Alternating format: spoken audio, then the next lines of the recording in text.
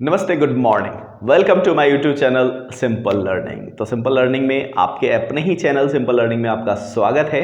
आज हम लोग पढ़ने वाले हैं हार्ट के बारे में पूरे डिटेल में। तो चलिए शुरू करते हैं। शुरू करने से पहले अगर वीडियो पसंद आए तो लाइक ज़रूर करें, कमेंट करें, शेयर करें और इस तरह की वीडियो पसंद आप करते हैं तो मेरे चैनल को फटाफट सब्सक्राइब कर ले और बेल आइकन को प्रेस कर दे ताकि इंस्टेंट वीडियो अपडेट आपको मिलता रहे। तो चलिए शुरू करते हैं। सबसे पहले हम लोग हार्ट के बारे में बात करते हैं कि हार्ट होता क्या है। तो हार्ट एक मस्कुलर ऑर्गन है, पंपिंग ऑर्गन भी है, ब्लड को पंप करने का काम करता है और ये कार्डियक मसल से मिलके बना हुआ है। कार्डियक मसल से मिलके बना हुआ है और इसका वजन लगभग 300 ग्राम के बराबर होता है। तो हार्ट एक पंपिंग ऑर्गन है। हार्ट के अंदर जो खाली जगह है उसको हार्ट चैम्बर कहा जाता है, उसको चैम्बर कहा जाता है, जिसके अंदर ब्लड फिल होता है। हार्ट के अंदर जो खाली स्थान है उसको चैम्बर कहा जाता है। ठीक है, अगर चैम्बर के हिसाब से बात करते हैं तो सबसे पहले हम फिश की बात कर लेते हैं। फिश के अंदर जो हार्ट होता है उसके अंदर दो चैम्बर होते हैं। अपर चैम्बर, जो अपर चैम्बर है, ऊपर वाला चैम्बर है, उसको एट्रियम कहते हैं या ऑरिकल भी कहते हैं। एट्रियम या ऑरिकल, हिंदी में उसको अलिंद बोलते हैं। और जो लोअर चैम्बर है, नीचे वाला चैम्बर है, उसको हम लोग वेंट्रिकल या फिर उसको हिंदी में निलय कहते हैं। जो अट्रियम है हमारा ऊपरी चैम्बर है, ऊपर वाला जो चैम्बर है वो सिर्फ ब्लड को रिसीव करने का काम करता है और जो नीचे वाला है वेंट्रिकल जिसको कहते हैं वो ब्लड को पंप करने का बात करते हैं। तो यहीं पे एक प्रश्न आ जाता है कि जो मांसपेशियां हैं, जो मसल्स हैं, वो कहां पे मजबूत होंगी, कहां पे स्ट्रॉन्ग मसल होंगे? वो अपर चैम्बर में यानी कि अलिंद में या फिर निलय में? तो जवाब एकदम क्लियर है, निलय में। निलय की जो मांसपेशियां होगी वो ज्यादा मजबूत होंगी। कारण क्या है कि अलिंद तो सिर्फ ब्लड को रिसीव करने का काम करता है और पंपिंग कौन करता है? निलय, वेंट्रिकल पंपिंग करने का काम करता है। जहां पे पंप करेंगे वहां पे के मसल्स क्या होने चाहिए? स्ट्रांग होने चाहिए। तो निलय के मसल्स ज्यादा स्ट्रांग होते हैं अलिंद के तुलना में। उसके बाद चैम्बर की बात करेंगे तो फिश जो है वो आपका टू चैम्बर्ड है। ऊपर वाला ये आपका हो गया अलिंद, इसको कहते हैं, ये अलिंद है आपका, और नीचे वाला हो गया निलय, यानी कि ऊपर है एट्रियम, नीचे है वेंट्रिकल्स। तो अलिंद क्या करेगा? ब्लड रिसीव करेगा और निलय जो है वो पंप करने का काम करेगा। तो फिश के अंदर दो चैम्बर पाए जाते हैं। जबकि अगर हम एम्फीबियन की बात करते हैं, जैसे फ्रॉग या फिर रेप्टाइल, सरीसृप, इसमें क्या होते हैं? तीन चैम्बर्ड होते हैं। तो ये ऊपर वाला दो है, ये क्या हो गया आपका? अलिंद हो गया, ऑरिकल हो गया या एट्रियम है, और नीचे वाला क्या हो गया आपका? निलय। मतलब अगर हम बात करते हैं एम्फीबियन के तो उसमें तीन चैम्बर होते हैं, जिसमें दो क्या हो गया? ऊपर वाला दो जो हो गया वो क्या हो गया? एट्रियम, यस, ऑरिकल या एट्रियम, और नीचे वाला क्या हो गया? निलय। तो दो एट्रियम होते हैं और निलय कितना होता है? एक होता है। उसके बाद अगर हम लोग मैमल्स की बात करें, स्तनधारी जिसको कहते हैं, मैमल्स जैसे ह्यूमन बीइंग्स हैं, काउज हैं, बफेलोज हैं, ये सब मैमल्स हैं जो बच्चे को जन्म देते हैं और बच्चे को अपना दूध पिलाते हैं, मैमल्स हैं वो। तो मैमल्स के अंदर जो चैम्बर होते हैं वो चार चैम्बर होते हैं। चार, 1 2 3 4, चार चैम्बर होते हैं, दो ऊपर और दो नीचे। ऊपर वाले चैम्बर को एट्रियम बोलते हैं और नीचे वाले को वेंट्रिकल्स। तो यहां स्तनधारी में मैमल्स के अंदर क्या है? दो निलय हैं, अपर चैम्बर है यानी कि दो एट्रियम है, और नीचे दो है, मतलब वेंट्रिकल्स भी दो है, दोनों दो दो है, दो एट्रियम दो वेंट्रिकल्स।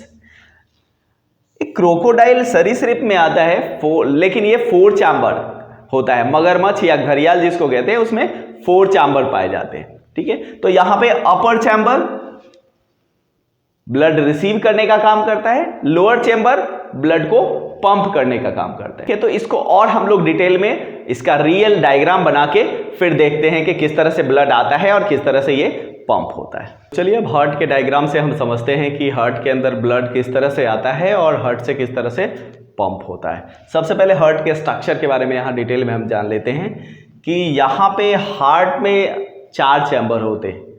ठीक है, lower and upper chamber. Upper chamber में दो एट्रियम होता है, जबकि लोअर चैम्बर में दो वेंट्रिकल्स होते हैं। अब हार्ट जो होता है दो पार्ट में डिवाइडेड रहता है, left part and right part. उस तरफ का लेफ्ट है हमारा और इधर का राइट है। अब ये लेफ्ट और राइट पार्ट को सेपरेट करने वाला जो मसल है उसको हम लोग सेप्टम कहते हैं। सेप्टम क्या है? हार्ट को दो इक्वल पार्ट में, दो पार्ट में डिवाइड करता है, लेफ्ट साइड और राइट साइड। ये इंटरमिक्सिंग ऑफ ब्लड को भी रोकता है। दो पार्ट में कर दिया, एक तरफ आपका कहते हैं ना कि राइट साइड में जो इम्प्योर ब्लड है, डीऑक्सीजनेटेड ब्लड है, और लेफ्ट साइड में हमारा प्योर ब्लड है, वो ऑक्सीजनेटेड ब्लड है। तो इनको मिक्स होने से बचाता है सेप्टम, दोनों को अलग कर देता है।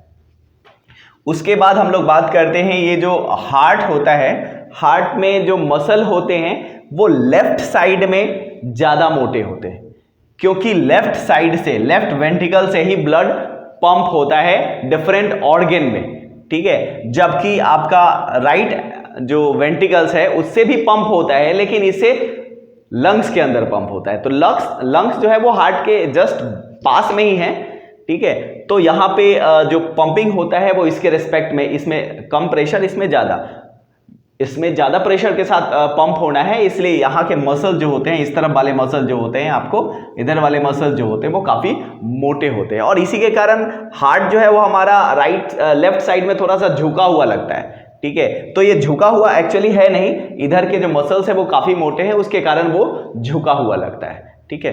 अब हार्ट के जैसे पहाड़ में, माउंटेन में देखते होंगे कि बेस होता है और वर्टेक्स होता है, पीक होता है, चोटी जिसको एपेक्स कहते हैं, ठीक है। अगर हार्ट के बेस और एपेक्स की बात करें तो इसमें नीचे नुकीला पोर्शन जो है वो नीचे की तरफ है, तो नीचे एपेक्स जो है वो नीचे है, वर्टेक्स नीचे की तरफ है, और ऊपर वाले पोर्शन को हम लोग बेस कहते हैं। ऊपर वाले पोर्शन को बेस और नीचे वाले को एपेक्स या वर्टेक्स कहते हैं, क्योंकि नुकीला पोर्शन नीचे की तरफ है। अब लेफ्ट साइड में हम लोग बात करते हैं। लेफ्ट साइड में क्या है? ये है आपका पल्मोनरी आर्टरी, जिसको फुसफुस धमनी भी कहते हैं। इसके थ्रू ब्लड जो है वो आपका लंग्स के अंदर जाता है। उसके बाद राइट साइड में ये है हमारा सुपीरियर वेना कावा, महाशिरा भी बोलते हैं, इन्फेरियर वेना कावा। अब यहां पे क्या है? हमारा बॉडी के अपर पार्ट जो है, ऊपर वाले पोर्शन से सुपीरियर वेना कावा के थ्रू ब्लड हमारे लेफ्ट एट्रियम में आता है, और जो बॉडी का निचला पोर्शन है उससे इंफीरियर वेना कावा के द्वारा ब्लड हमारे राइट एट्रियम में आता है। ये इस तरह से ब्लड हमारा राइट एट्रियम में आता है, ऊपर से, बॉडी के ऊपर वाले पार्ट से और नीचे वाले पार्ट से। ये है हमारा एओर्टा, जिसको महाधमनी भी कहते हैं, और इसी के थ्रू ब्लड पंप होता है हमारे पूरे बॉडी में। और ये हमारा वेंट्रिकल्स है, और यहां पे हमारा ये पल्मोनरी वेन या फुसफुस सिरा इसको हिंदी में कहते हैं, और इसी के थ्रू ब्लड आता है हमारा लंग से, जो प्योर ब्लड है वो फुसफुस सिरा पल्मोनरी वेन के थ्रू आता है। अब ये चार होते हैं, पल्मोनरी वेन चार होते हैं, क्योंकि हमारा दो लंग्स है, तो एक लंग से दो पल्मोनरी वेन कनेक्टेड होते हैं, और दूसरे वाले लंग से भी दो पल्मोनरी वेन कनेक्टेड। यहां हमने दो दिखाया है कि ये आपका लेफ्ट और राइट दोनों तरफ के जो हमारा लंग्स है उससे ब्लड प्योर होके हमारे लेफ्ट एट्रियम में आता है, ठीक है। और लेफ्ट एट्रियम, जैसा कि हमने पहले भी बोला था कि ये ब्लड को रिसीव करने का काम करता है, सिर्फ ये ब्लड को रिसीव करता है। उसके बाद यहां पे एसे नोड है, राइट एट्रियम में ऊपर एसे नोड होता है, cyano atrial node, atrial node इसको कहते हैं, और ये इलेक्ट्रिकल सिग्नल जो है वो जनरेट करता है, जिससे हमारा ऊपर वाला जो एट्रियम है वो कॉन्ट्रैक्ट होता है, और जब ये कॉन्ट्रैक्ट होता है उसके बाद सिग्नल ट्रांसमिट करता है, एवी नोड को सिग्नल ट्रांसमिट करता है, और उसके बाद एवी नोड जो है वो सिग्नल जनरेट करता है, जिसके कारण हमारा नीचे वाला जो वेंट्रिकल्स है वो कॉन्ट्रैक्ट होता है और ब्लड हमारा पंप होता है। ब्लड पंप होता है जब हमारा नीचे का वेंट्रिकल्स दोनों कॉन्ट्रैक्ट होता है, तो ब्लड इस तरफ से हमारे different body portion, different body organ में जाते हैं, और इस तरफ से हमारा ये लंग्स के अंदर जाता है। उसके अलावा यहां पे जो लेफ्ट वेंट्रिकल है, यहां पे एक वल्व लगा हुआ है जिसको बाइकस्पिड वल्व या मिट्रल वल्व भी कहते हैं। अब जब ब्लड एट्रियम से वेंट्रिकल्स में आता है तो ये बाइकस्पिड वल्व जो है वो आपका खुल जाता है और ब्लड इसके अंदर आ जाता है।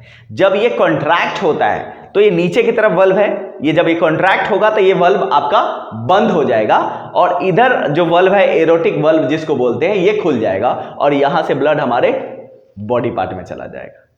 इस तरफ की बात करेंगे तो यहां ये ट्राइकॉस्पिड वल्व है, इसको ट्राइकॉस्पिड वल्व बोलते हैं ये आपका, और ये जब खुलेगा तो क्या होगा, हमारा राइट एट्रियम से ब्लड राइट वेंट्रिकल्स में आएगा। जब ये कॉन्ट्रैक्ट होगा तो ये हमारा जो ट्राइकॉस्पिड वल्व है वो बंद हो जाएगा और इधर जो वल्व है हमारा पल्मोनरी वल्व इसको कहते हैं, ये पल्मोनरी वल्व है, ये हमारा खुल जाएगा और यहां से लंग्स के अंदर ब्लड चला जाएगा।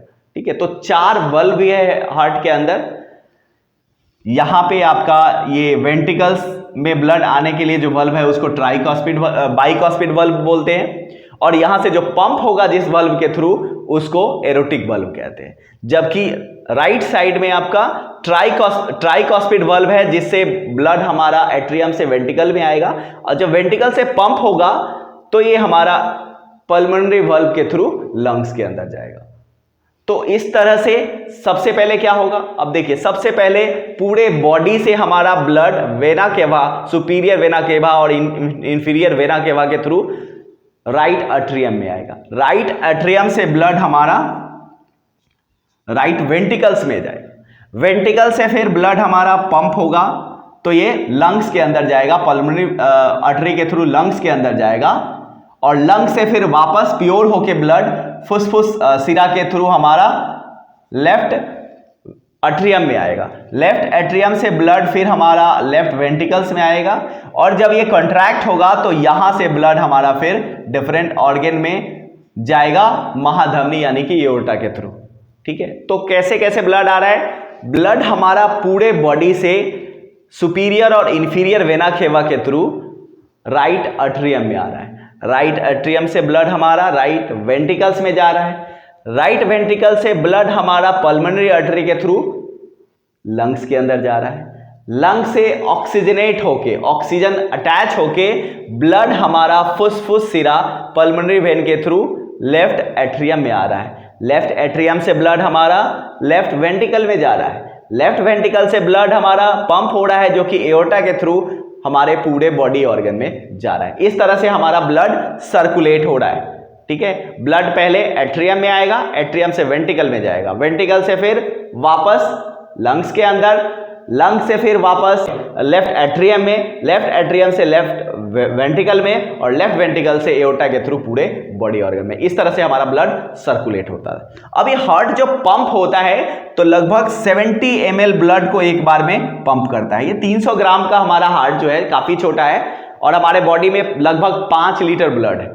ठीक है, तो हम कैसे सोच सकते हैं कि ये इतना सारा ब्लड पंप होता कैसे, तो ये 70 ml एक बार जब हमारा हार्ट पंप होता है, पंप करता है तो लगभग 70 ml ब्लड को पंप करता है। और आपको पता है कि 1 मिनट में हमारा हार्ट का जो हार्ट बीट जो होता है वो 72 होता है, 72 हार्ट बीट पर मिनट होगा आपका।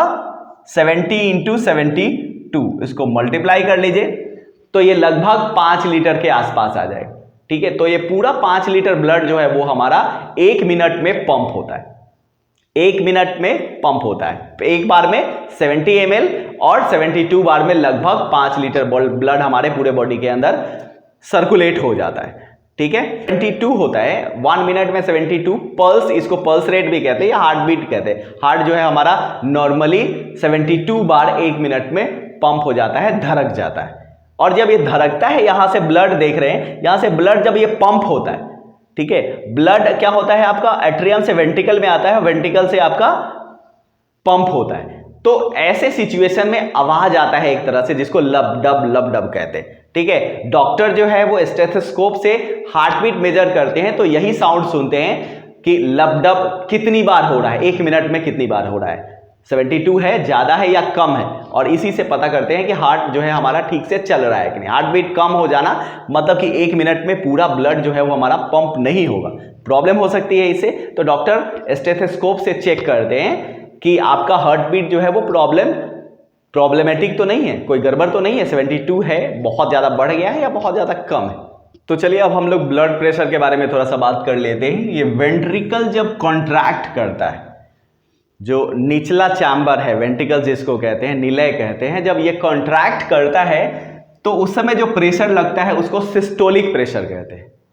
और जब हमारा वेंट्रिकल यानी कि निलय जब रिलैक्स करता है, फैलता है, तो उस समय जो प्रेशर लगता है उसको डायस्टोलिक प्रेशर कहते हैं। और जो बीपी है वो आपका ब्लड प्रेशर जिसको बोलते हैं वो क्या है, सिस्टोलिक बाय डायस्टोलिक। मतलब कि जो सिस्टोलिक प्रेशर है वो कितना है और डायस्टोलिक प्रेशर वो कितना है, इसका जो रेशियो होता है इसी को ब्लड प्रेशर कहा जाता है। तो सिस्टोलिक प्रेशर जो होता है वो 120 और डायस्टोलिक 80, यानी कि जो नॉर्मल ब्लड प्रेशर है वो आपका 120/80 mmHg, ये नॉर्मल ब्लड प्रेशर, ठीक है। इससे कम हो या ज्यादा हो तो प्रॉब्लम, ज्यादा है तो हाइपरटेंशन और अगर कम है तो हाइपोटेंशन हो सकता है। ये एक तरह की बीमारी है जो काफी खतरनाक हो सकती है। बीपी मेजर करने वाला जो यंत्र है उसको स्फैग्मोमैनोमीटर कहा जाता है। और थायरोक्सिन और एड्रेनलिन हार्मोन जो है वो हमारे हृदय के धड़कन को नियंत्रित करता है, कंट्रोल करता है, वो बढ़ाता और घटाता है। जब एड्रेनलिन बढ़ जाएगा तो हमारा हार्ट बीट बढ़ जाता है। कई बार जब खतरा हमारे सामने होता है तो एड्रेनलिन सेक्रेट होने लगता है, हार्ट बीट बढ़ जाता है, ब्लड सर्कुलेशन बढ़ जाता है और ऐसे सिचुएशन में हम उस खतरे से लड़ने के लिए तैयार हो जाते हैं, ठीक है। तो थायरोक्सिन और एड्रेनलिन जो है वो हमारे दिल के धड़कन को, हार्ट बीट को कंट्रोल करता है। पहला heart transplant South African doctor Christian Barnard ने किया था, जो कि 3 दिसंबर 1976 में किया गया था। पहला सफल हार्ट को ट्रांसप्लांट किया गया था। तो वीडियो कैसा लगा कमेंट बॉक्स में जरूर बताएं। मिलते हैं नेक्स्ट वीडियो में, तब तक के लिए ओके, बाय बाय।